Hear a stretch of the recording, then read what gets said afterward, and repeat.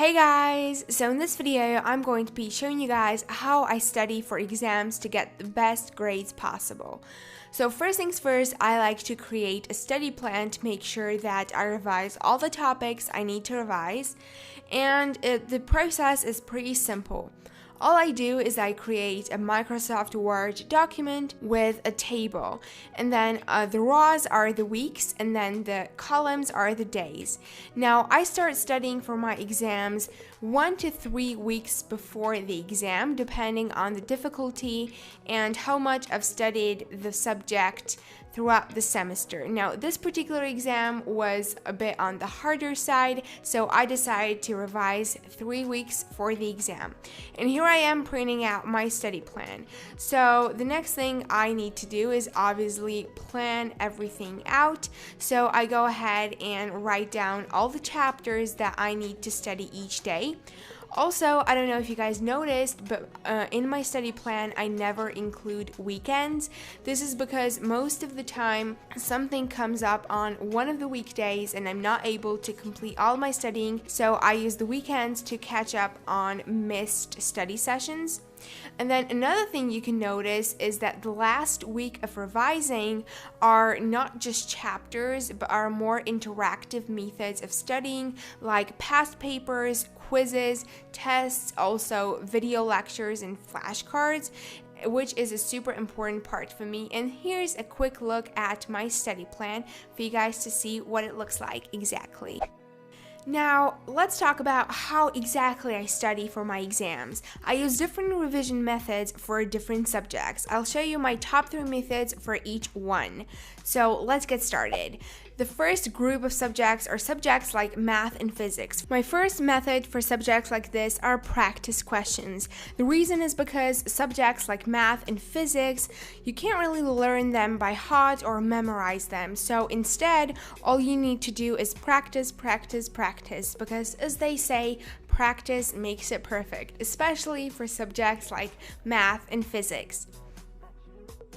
Now let's move on to my second study method, which is flashcards. Now this may sound a little weird because flashcards and math aren't the first thing that come to your mind together. However, the thing is that there are a ton of formulas that you need to memorize, and if you get the formula wrong, you get the whole question wrong, which is not something I want to have to face with.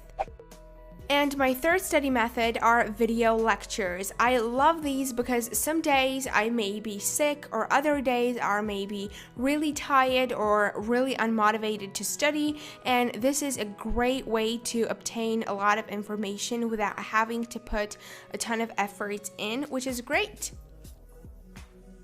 Now let's move on to some other subjects. In this case, let's talk about history and biology, or subjects that just require a ton of memorizing. My first method are flashcards, but this time they are digital. Digital flashcards on platforms like Quizlet allow you to test the flashcards in different methods like multiple choice or fill-in blanks. These features make the study sessions much more effective and fun. My second method are summarizing chapters. This is absolutely great because first you need to go ahead and read the chapter, and then you go ahead and write down the most important parts of the chapter. With reading and writing, this really helps you memorize all the information, which is essentially what you're trying to do with subjects like history and biology. My final method are mind maps, diagrams, tables, charts, whatever it is, something visual that I can use to memorize all the information. This is great because personally I'm a visual learner, and this method really helps me memorize a ton of information like timelines, for example, for history.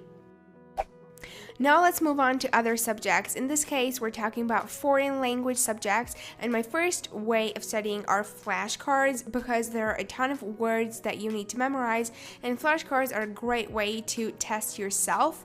Sometimes I make them digitally, sometimes I tend to make them on paper.